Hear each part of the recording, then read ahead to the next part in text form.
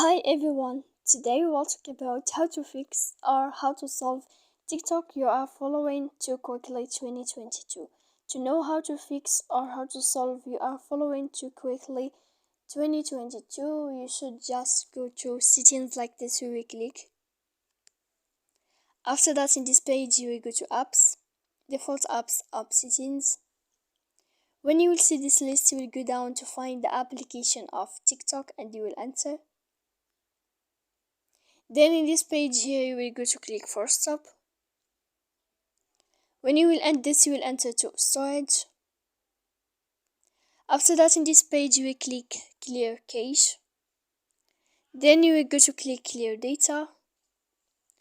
And when you will end all this stuff, as you see, you can update your application.